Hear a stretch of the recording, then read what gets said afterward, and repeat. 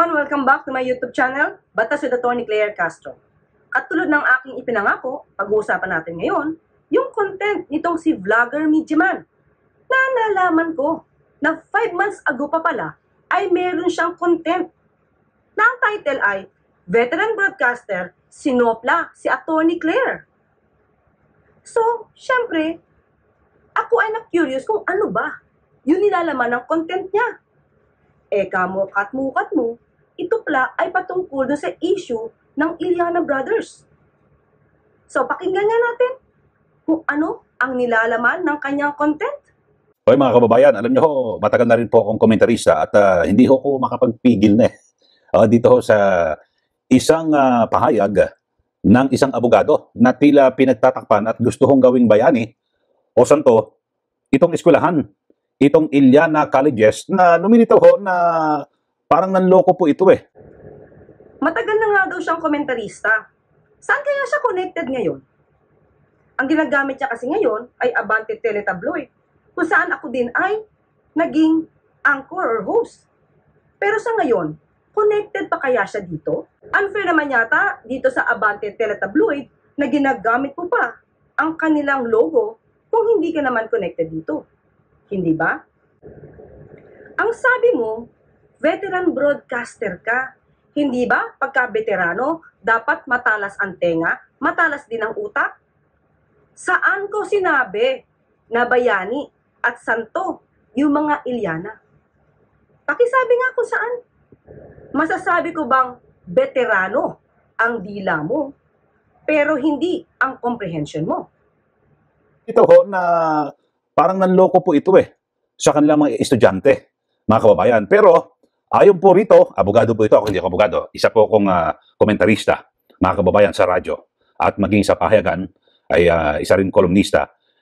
Ang sinasabi ko, parang minamaliit po ng isang abogadong ito yung parang lumilitaw na isang panluloko ng Iliana Colleges dito po sa kanilang mga estudyante. Ayan, veteran broadcaster, hindi mo yata kabisado yung kwento mo. Ang sinasabi mo, parang nanloko. Ano ba talaga ang nais mong iparating? Yung issue ba na ito patungkol sa akin at sa Iliana Brothers ang gusto mo talagang talakayin? O may iba ka pang motibo? Mga kababayan, siguro ito ho, aminin ko na talagang i-depensa ko rito, ito pong si Senator Raffy Tulfo. Matagal po yan nakasama sa himpilan ng radyo, mga kababayan. At naku, napakarami na. Hindi ko mabibilang kung ilang katao na po ang kanya mga natulungan na ating mga kababayan. At lalo na ho yung mga pumipira ho sa aming himpilan noon, sa aming radio station na humingi po ng tulong at sa awa ng Diyos, agad namang nare-resolba ang kanilang mga problema. Hanggang sa lumipat po yan sa ibang network at ngayon hanggang naging senador, ay patuloy po yung pagtulong sa ating mga kababayan at yung dagli ang pagbibigay po ng solusyon. Oops! Ito ba yung motibo mo sa paggawa ng video na ito? Vlogger Midyaman, ikaw ba itong nasa hearing ni Senator Raffy Tulfo dito sa Senado? Tignan nga natin ang malapitan. Ay, ikaw nga. Kaya nga masasabi nating malapit kayo sa isa't isa. Kaya pala sa ibang mga vlogs mo, hindi mo talaga kinakalimutan na purihin ang magagandang ginawa ni Senator Raffy Tulfo. Hindi naman ito yung pinaka-topic, di ba? Iliana Brothers. Bakit yung di umanong kabutihan ni Senator Raffy Tulfo ang pinagmamalaki mo ngayon? Well, anyway, ayoko kasi sanang idamay si Senator Raffy Tulfo dito kasi hindi siya involved dito. Tayo, ang pag-uusapan lang natin, yung sinasabi mo, yung pagbibintang mo, na panluloko ng mga Iliana Brothers. Content lang tayo. Reaction lang ako sa content mo. Pero, ito siguro maganda pag-usapan ho natin dahil sa nakatawag po sa akin ng pansin, itong mga pahayag po ni Atty. Claire Castro, mga kababayan, na ito talagang kung kanyang batikusin din at questionin, ito pong si Senator Raffy Tulfo na milyon-milyon ang nagtiwala at bumoto sa kanya. Nagtataka lang ako. Kasi di ba kasama ka sa grupo doon sa YouTube channel ng Iparash, K-Paras? Nandoon ka at the time na nagkaroon ng issue si Secretary Jing Paras kay Senator Raffy Tulfo. Nakikinig ka, bakit hindi mo kaya sinabi yung pagkakakilala mo kay Senator Raffy Tulfo face-to-face nung kayo ay nagpo-programa ng mga oras na yun. Oh. So, yun po mga kababayan, what does Tulfo expect from the ICT? Parang kambal ni Mel Robles yan. Yung sa BIR, sino ba ang may hawak yan? Kambal din ni Mel Robles yan. So what do you expect from this government na matutumbukan yung ating hinahangad na magkaroon ng investigasyon na maayos yan? Can you imagine? Isa lang yung natuklasan ni Tulfo, ito lang. Is it possible, Tulfo, na pati yun, tingnan mo rin kung sino yung mga nanalo? Kasi nagyabang ka na imbestigahan mo. You will even spend your money para dalhin mo NBI, private persons na mga experts. What is our assurance na doon pa lang as early as December wala nang tumataya na 30 million? Puro ka text, as if parang wala kang nadidinig. Pero ngayon, napansin namin, wala ka na sa grupo nila. Dalawa na lang sila doon sa iparash kay Paras. At ikaw ngayon ay nagsusolo na. What motivates you? Ba't kaya? Pero, ito, siguro maganda pag-usapan ho natin dahil sa nakatawag po sa akin ng pansin, itong mga pahayag po, no, ni Attorney Claire Castro, mga kababayan, na ito talagang kung kanyang batikusin din at questionin, ito pong si Senator Raffy Tulfo. Binabatikos? Hindi ko binabatikos si Senator Raffy Tulfo. Ang ginagawa ko, pinupuna ko kung mayroon sa tingin ko na mali na naaayon sa batas. Para ipaalam kung ano ba ang tamang batas na gamitin. Minsan kasi ay maaaring maabuso at hindi alam ng tao na sila pala ay nagkakaroon na ng criminal liability. So, ang pagpuna ba para itama ang mali ay hindi dapat? So, anong gusto mong gawin? Gayahin na lang natin ang prinsipyo doon sa nobelang The Emperor's New Clothes? Ang tawag nga nila dyan ng mga hindi bias at may critical thinking, constructive criticism. What's in it for you? I'm not doing a PR job. Hindi ako nagsa-sideline para gumawa ng image building para sa isang tao o isang politician. Dahil ang tawag dyan sa mga media man na nagsa-sideline para bumango ang pangalan ng isang politician o tao, sabi nga ni Christian Esguerra, isang kilalang journalist. Yan daw ay mga media man na tulisan. Hindi tayo naaangkop sa ganoong description.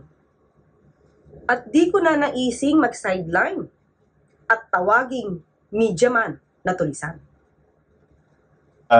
Nakatawag po sa akin ng pansin, itong mga pahayag po, no, ni Attorney Claire Castro, mga kababayan, na ito talagang kung kanyang batikusin din at questionin, ito pong si Senator Raffy Tulfo, na milyon-milyon ang nagtiwala at bumoto sa kanya, talagang iniisa-isa niya ho. Abogado ho ito, pero mga kababayan, ay dito po sa aking komentaryo at pagsusuri sa kanyang mga pahayag, makikita niyo ho na hindi po lahat ng abogado ay ayos. Ako ba yung pinatutungkulan mong hindi ayos na abogado?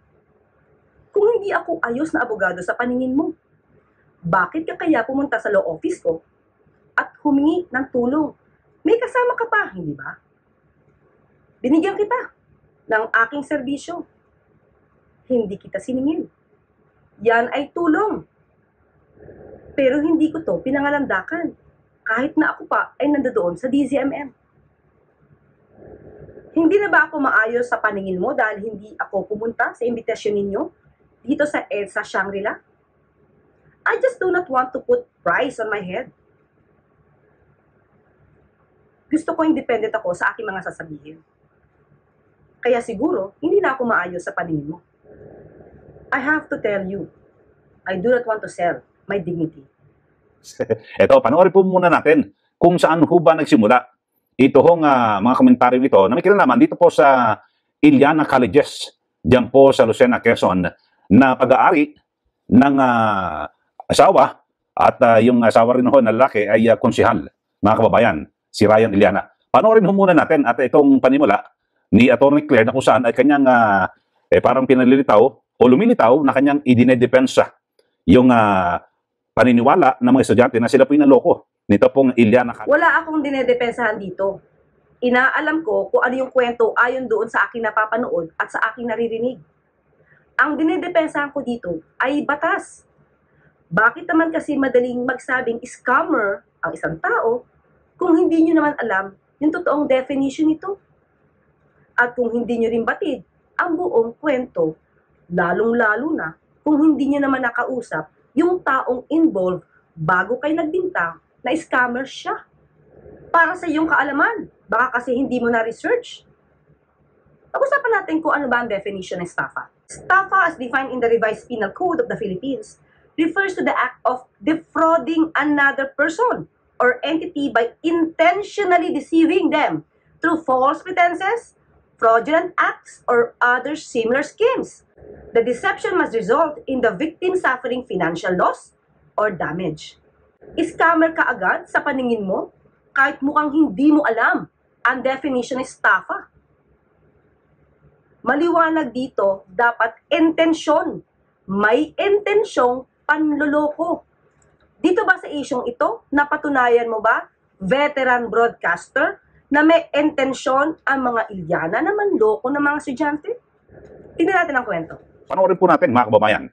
Ito ay tungkol sa reklamo ng mga estudyante ng isang vocational school na pag-aari ni Ryan Iliana at ng kanyang asawa. Binabanggit dito na hindi sila makakuha ng certificate dahil hindi daw rehistrado ang eskwelahan sa TESDA.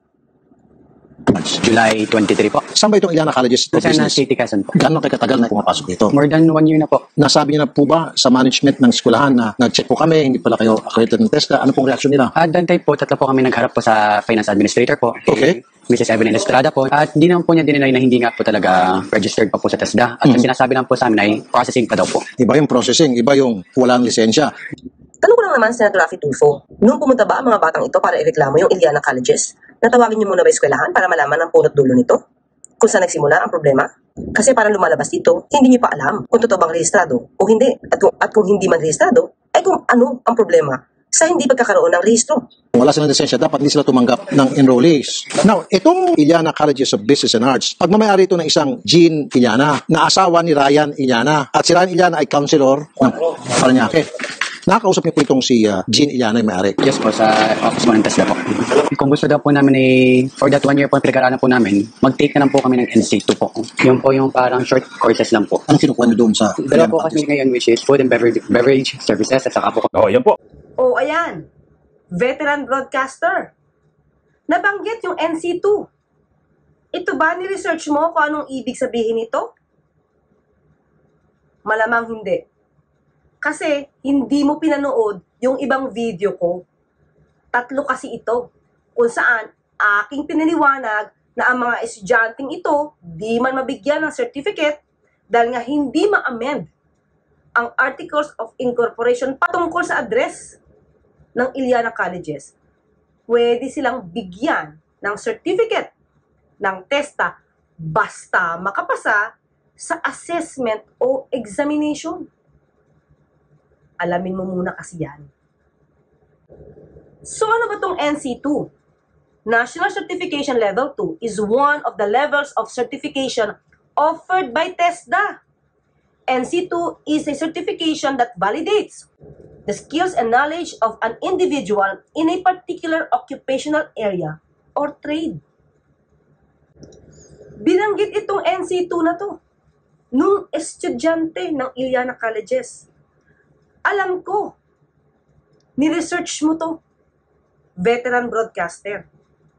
Pero bakit hindi mo na-discuss at hindi mo napakita kung ano ang importansya ng NC2 na maaaring ibigay at i-issue ng TESDA matapos silang makapasa? Ayon doon sa kanilang nalaman o natutunan sa Iliana Colleges. Yan po. Inyo pong napanood mga kababayan at kasi may mga nagreklamo ng mga estudyante. Veteran broadcaster, yan bang mga pumuntang mga kabataan kay Senator Raffy Tulfo at that time? Naman mo ba na lahat sila ay estudyante ng Iliana Colleges? Personal mo ba itong inalam? Nalaman natin mula kay Anjo Iliana na karamihan pala ay hindi estudyante ng Iliana Colleges. Wait na. After namin may interview, nalaman namin na yung estudyante, hindi pala namin estudyante. Okay, so nung binakbakan kami ni Tulfo, he got it all wrong. Akala niya scam. Nasaan ang resibo mo? Mismong si Adjo Iliana nagsabi na ang iba doon ay hindi estudyante ng Iliana Colleges. Anong alam mo rito? May isang taon po silang pumasok at lumilitaw na hindi pa pala nakarehistro sa TESDA. Sigurado ka sa sinasabi mo na yung Iliana Colleges ay walang rehistro? Hindi ba ang problema nito ay tungkol sa paglipat lang nila ng kanilang lokasyon? Kasi pag sinabi mong walang rehistro, from the start, masasabi mong may panloloko. Dahil tumanggap sila ng estudyante kahit walang rehistro. Pero dito, alam mo ba, na matagal na sila nag-i-exist, hindi ba na-research mo naman ito mabuti? Sabi mo nga, ikaw ay nag-research. Bakit hindi mo alam ang punot dulo na naging problema? At matagal na silang nakarehistro. Kaya marami na rin silang mga estudyante napag-graduate. Tanungin kaya kita, ilang estudyante ang napag-graduate ng Iliana Colleges para sabihin mo na mangloloko sila?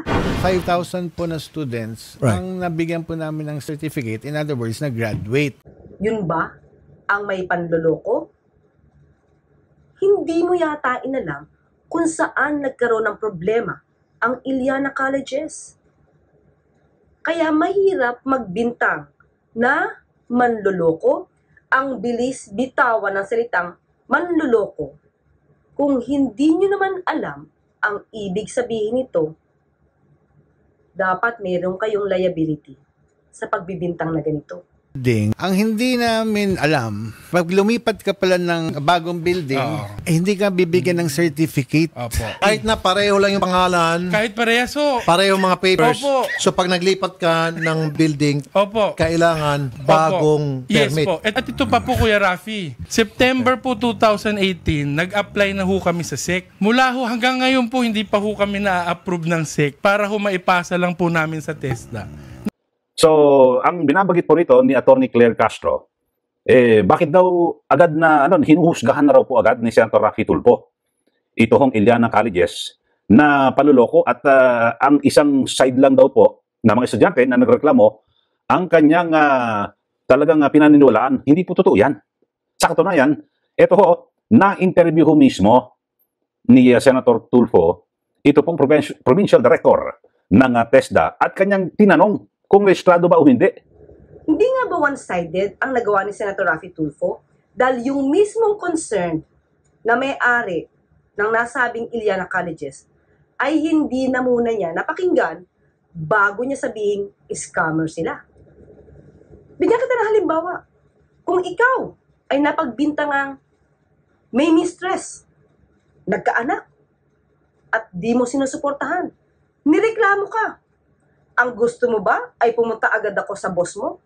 At ikaw ay pagbintangan ko at ipangalandangan ko sa publiko na manloloko at hindi marunong sumuporta sa anak? Kahit hindi kita nadidinig? Yan ba ang gusto mo mangyari? Hindi ba dapat mas unahin ko na kausapin ka para malaman ko kung may katotohanan ba ang binibintang sa'yo? Hindi ba yan yung tinatawag nating due process? At hindi cut the process. Bakit ka agad pumunta sa TESDA? Tama ba yun? Ni hindi nga alam ni De Jesus kung ano ang kabuuang kwento. Napakinggan mo ba kung paano siya in-interview ni Senator Raffy Tulfo? Hindi ba kagaya mo na laging gumagamit na parang, malamang, ganun na nga? Pero alam niya na nagsimula lang ang problema sa mabagal na pagkilos ng SEC dahil kahit anong gawing pag-aayos ng Iliana Colleges sa mga dokumento nila dahil sa paglipat nila ng lokasyon, sinabi mismo ni Testament de Jesus na pinagbabalik-balik ang Iliana Colleges representative ng SEC. Yun ba ang may panloloko ginagawa ng paraang maayos yung papel. Pero sino ba ang nagkaproblema? Hindi ba sa SEC? Red tape. Bakit kaya hindi yun ang tinugunan para maayos ang problema? Dalawa sana ang naayos nila. Problema ng Iliana Colleges at problema ng mga estudyante. Pero anong ninais sa isyong ito? Balik ang pera. Kahit na sila ay may natutunan pa. Isn't it unfair? Ang dami nilang natutunan na pwede nilang gamitin kapag kumuha sila ng examination or assessment para sa NC2. At pag nakapasa sila doon, certificate na ng TESDA ang makukuha nila. Makakapasa ba sila sa NC2 kung wala silang natutunan mula sa Iliana Colleges? Ikaw kaya, veteran broadcaster, pakuhanin kita ng exam sa NC2 patungkol sa food and beverages. Papasa ka ba kahit hindi ka nakapag-aral? Tingnan natin. Itong Iliana Colleges, mga kababayan, panoorin po natin itong pahayag mismo, pagkumpirma ng Provincial Director ng TESDA diyan po sa Quezon kung may permit o wala. Ito hong Iliana Colleges. Panoorin po natin. Yung telepono si Director Alejandra De Jesus, Provincial Director ng TESDA sa Quezon. Ma'am, ito pong pala Iliana Colleges dyan sa inyong lugar. Hindi po pala registrado ito sa TESDA? Hindi po. Nalaman ko last week. Gaano nakatagal ito nag-ooperate? Yung pong eskwelahan na yan ay dating talagang may nakaregistered na program. Sa dati po nilang location na Food and Beverage Services NC2 at saka Computer System Servicing NC2. No, lumipat po sila. Ayan, veteran broadcaster. Nadinig mo? Dati nang may rehistro. So, ibig sabihin na pagkakatiwalaan na sila ng mga estudyante, pati na ng TESDA. Saan nagka-problema? Paglipat lang nila ng address. So, ito, panloloko ba to? Ano bang sinasabi sa ating batas? Pag sinabi nating estafa o scam, mayroong intensyon na manloko, marami silang napag-graduate. At alam kong na-research mo yun. Pero malamang hindi mo lang sinabi. Para mangyari na yung video talaga ay masabing nanloloko ang Iliana Colleges. Ulitin natin ang definition ng estafa. Isa sa mga elemento ay intentional deceit. At ang isa sa mga elemento ay intent. The offender must have intended to defraud or deceive the victim, demonstrating a deliberate and conscious effort to commit the offense. Yung kanilang pag-aayos ng papel para maayos yung amendment sa kanilang articles of incorporation dahil nga naglipat sila ng lugar. May panloloko ba doon? Intention bang manloko? Ang sabi mo, bakit kailangan tumanggap agad ng estudyante kung hindi pa naayos yung papel? Tandaan mo, matagal na sila nag-i-exist, tuloy-tuloy ang enrollment, at naglipat lang sila ng lugar. Ang ibig mo ba sabihin, kahit yung mga estudyante na noong pa naka-enroll sa kanila, ay hindi dapat tanggapin? Dahil naglipat lang sila ng lokasyon? Hindi ba dapat masisihin dito yung SEC? At bakit naman hindi pinagbigyan ng TESDA kung address lang naman ang magiging problema? Hindi ba sila pwedeng tumulong para ayusin ang dokumento sa SEC para mapabilis? Alam naman ni Director De Jesus, hindi ba, na inaayos ng Iliana Colleges ang papel sa SEC? Updated siya. So bakit nyo naman sasabihin ngayong scammer ang Iliana Colleges? Dahil ba pag ganito ang klase ng mga taong nirereklamo, kilala, sikat, mas mataas ang views? Sino ba talaga ang for the views? Veteran broadcaster. Accredited. Itong Iliana Colleges at may mga bayan na ang binabanggit po dahil sa lumipat po sila ng building. Sabi po naman ni Atty. Claire Castro, may mga dati na mga estudyante. Ang naging problema lang ay lumipat ang building. Oo. Pero dapat, lilipat pa sila ng building. Dapat inayos na. Veteran broadcaster, Nakikinig ka ba sa explanation ni Director De Jesus at doon sa aking explanation? Hindi ba sinabi na rehistrado nga sila? Nagkaroon lang ng problema sa SEC dahil doon sa amendment. Ito ay patungkol doon sa bagong lokasyon. You are hearing without listening. And you are talking without speaking. Kinausap niya ba ang SEC dito? Hindi, di ba? Hindi niyo ba nakita kung saan yung red tape? Hindi ba dapat nakipagtulungan din ang TESDA sa SEC para mas mapabilis? Kasi ang problema lang, address. Wala yung sinasabi niyong panluloko. Tumagal lang ang proseso dahil ang dami daw hinihingi ng SEC. Nung lumipat po kami ng building, doon po kami nagka-problema. Kung hindi po kami lumipat, tuloy-tuloy lang po yung certificates. Tama po ba? Opo, pero kasi requirement po sa procedural requirement po namin, pag lumipat po ng building, mag-a-apply po ng amendment po ng change of location at saka mag-i-inspect po pwede siya doon sa mga requirements namin sa TESDA. So sila, isasubmit po nila yun sa SEC para ma-aprobahan yung SEC registration nila. Eh ngayon, nung pumunta po sila ng SEC, dala yung endorsement, humingi naman daw po ng endorsement ng CHED at ng DepEd. Sa madalit salita po, naanuhan po yung stock sa pabalik-balik. Yun ang kinuwento nila sa amin. Pinagbabalik-balik yung mga tao. Pag ba yung tao, pinoproseso yung mga papel, pero hindi magawa agad dahil sa red tape, manloloko na. Rafi Tulfo got it all wrong. He thought we were scammers. Kaya binanata kami ng binanata. Ako naman, I just kept quiet kasi the following 2 days, hindi na kami inimbita. Binanata kami, which para sa akin, unfair. Kasi parang ginudge na kami. Eh, bawal nga judgment. ang nagulat kami, tinawagan kami ng anti-red tape. Nung pinanood nila yung first episode. At sabi nila, mali yung ginawa ng TESDA. Because hindi dapat lumalampas ng 1 week yan. And they were asking for our help kung pwede tulungan namin ma-entrap itong TESDA. Kung bakit nila ginagawa yan, pera ba? Ganyan, naiipit ba sila? Sabi namin, sir, wag na lang kasi pasarado na rin yung show. Yung school namin dahil break-even lang naman kami. Tapos yan pa, nagka-issue pa kay Tulfo. So Tulfo got it all wrong. Nung binanatan kami ng gusto, feeling ko unfair because we were never given the opportunity to speak. We were invited first day. So feeling ko dapat, nandun din kami nung second, nung third day na binabanatan kami. We should have defended ourselves. Tsaka para malaman din niya yung totoo. Kasi, ba't naman kami mag-scam ng tao? May mga trabaho kami, may mga pangalan ko. Sa kayo, public figure kayo.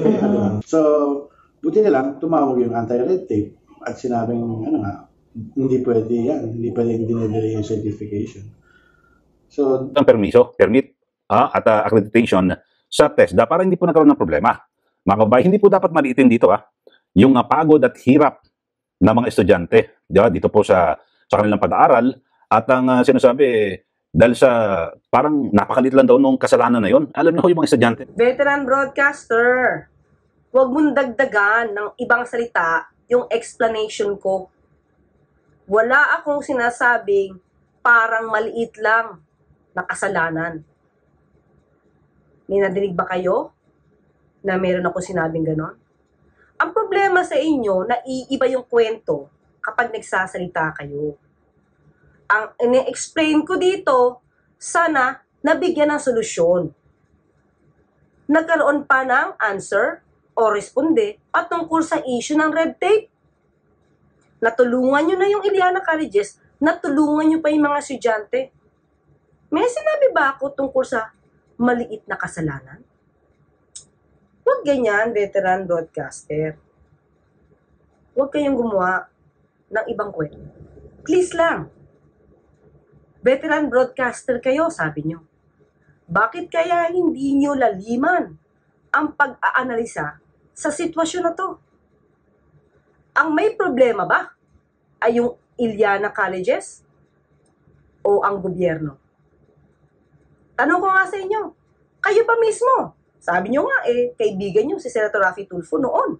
Hanggang ngayon, tinulungan nyo ba siyang kausapin ang mga taga-SEC? Bakit sila mabagal? Nagka-problema ang Iliana Colleges sa bagal ng SEC. Bakit nyo ibubunton lahat ang kasalanan sa Iliana Colleges? Please lang, konting critical thinking. Komentarista ka pa naman, sabi mo. Para sa TESDA, marami dyan umaasa na kapag nakagraduate, nakakuha ng certificate, ay gagamitin nila para po sila makapaghanap buhay dito sa ating bansa at maging sa abroad. Mga kababayan, di po ba? So, hindi pa pwede. At ang kinakatwiran ho, i-depensa ho ni Atty. Claire Castro, dito pong Iliana Colleges, kasi hindi para po na-amienda sa Securities and Exchange Commission o SEC, yung kaya hindi ho sila ma-accredit at ma-aprobahan ng TESDA. Bakit hindi nyo inayos yan? Bakit kayo kaagad tumanggap ng mga estudyante? Di po ba? Maliwanag ho dito, no? Ewan ko lang ho. Kayo na humusga, mga kababayan, kung tama ho ba o mali. Parang lumilita ho, di ba? I-depensa ho ni Atty. Claire yung Iliana Colleges. Ano ba? Kaibigan niya ho ba yan o ano ba? Tumawa ka pa. Dinidepensahan ko ang mga ang Iliana Colleges dahil baka kaibigan ko. Ay, teka lang, veteran broadcaster. Huwag niyong ibintang sa akin yung ginagawa niyo. Sino bang umamin dito na may kaibigan siya? Hindi ba kayo? At tandaan niyo, veteran broadcaster, hindi ko personal na kilala ang mga Iliana brothers. Kayo ang may personal na kilala kay Senator Raffy Tulfo. At inamin niyo yan. Hindi sa akin galing yan. Sa inyo. Kaya ba ganyan ang pagtatanggol niyo sa kanya? Hindi kita masisisi. Hindi ko alam kung gaano kalalim ang relasyon ninyo.